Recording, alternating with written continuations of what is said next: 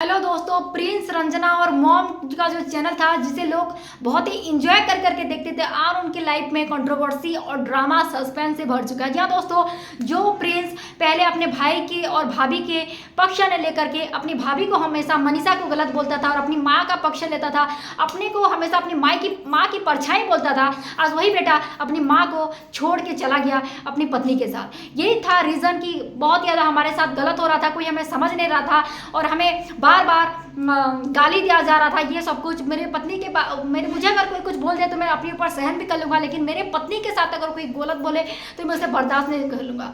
क्या ये वही प्रिंस है जो मनीषा के साथ लड़ पड़ता था? जब वो मनीषा और अपनी सास के बीच में कुछ होता था तो हमेशा सचिन को गलत और मनीषा को गलत बोल करके अपनी माँ के साइड हो जाता था। कहते हैं ना, अपने ऊपर पड़ता है तभी सबको अपने आप को समझ में आता था।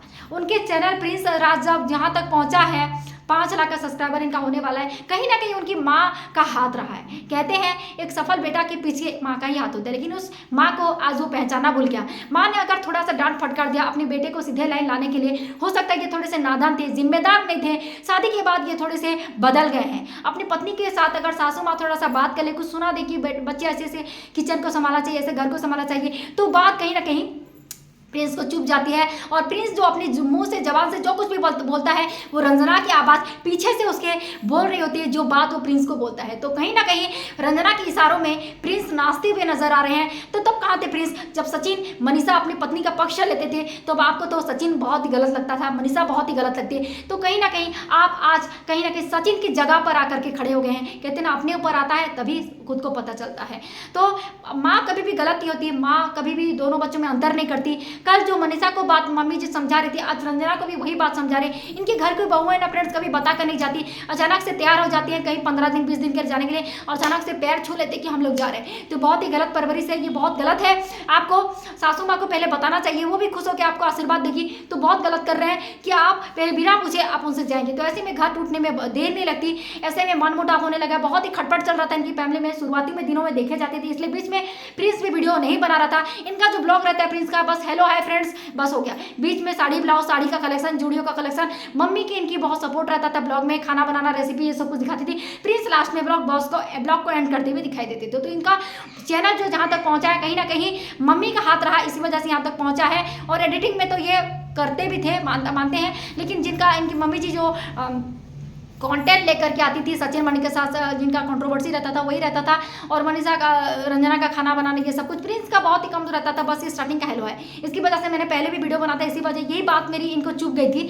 या दोस्तों, तो अब सचिन की जगह पर रह करके प्रिंस को बहुत बुरा लग रहा है कि अपने माँ का साइड नहीं ले रहे, पत्नी का साइड ले रहे, और ये घर छोड़ करके भी जा चुका है। ये शायद पटना में कहीं घर लेकर के रहने वाला है। तो देखने वाली बात होगी, ऐसे टाइटल थंबनेल देखकर लिख लिए हैं, ये कंट्रोवर्सी की वजह से लिखे हैं कि सच में रंजना और प्रिंस घर छोड़ करके चले गए। ऐसा लगता है सचिन का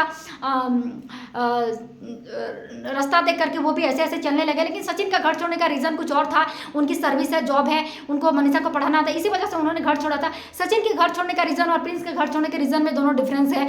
और कहीं ना कहीं सचिन ने बहुत मेहनत करा था, इसी वजह से उनका चैनल ये मुकाम पर पहुंचा है। और प्रिंस आपका ये अकेले का मेहनत नहीं है, आपकी माँ के सपोर्ट की वजह से, क्योंकि प्रिंस और मॉम आप दोनों का चैनल था, इसी वजह से ये क्रेडिट आप अपने खुद के ऊपर नहीं ले सकते। जिस माँ ने आपका हाथ पकड़ करके यहाँ तक पहुँचाए, उस माँ ने अगर 2 शब्द बोल भी दिए तो आपको उसको प्यार से सहन कर लेना चाहिए। लेकिन कहीं ना कहीं शादी की बात कहते हैं ना, बेटा बदल जाता है। तो हमें वही दिख रहा है, जो प्रिंस की जबान में आ रहा है वो कहीं ना कहीं पीछे से रंजना का कहा सुनाई दे रहा है। तो रंजना जो कहते हैं ना, ये बहुत सालों से चलता हुआ आ रहा है, घर में बेटी रानी की तरह रहती है, लेकिन शादी के बाद उसे सबको खाना खिलाने के बाद आखिरी में खाना पड़ना पड़ता है। और यही सालों से चलता भी नहीं कि अभी ये का रिवाज है। कहते तो है कि बेटी बना के लेके जा रहे हैं, लेकिन बहू की परवरिश, बहू सबकी देखभाल करे अच्छे से, ये कर कर करके ही वो घुटने लगते हैं। क्योंकि जो प्यार से मायके में मिला होता है वो कहीं ना कहीं से वहाँ पे कमने खटने लगती है कि मुझे जितना मायके में प्यार मिलता था, यहाँ तो मैं सबको खिला, कभी कभी खाना भी नहीं बचता, आखिरी में मुझे खाना पड़ता है। और उसके बाद भी अगर सासू माँ कुछ सुना दे तो वो चुनने लगता है। अगर आपको रंजना, आपको अगर माँ आपको थोड़ा कुछ डांट देती, बोल देती, तो आप उसकी बातों का बुरा मानती कभी नहीं। लेकिन वही सासू माँ अगर आपको थोड़ा सा कुछ बोल दी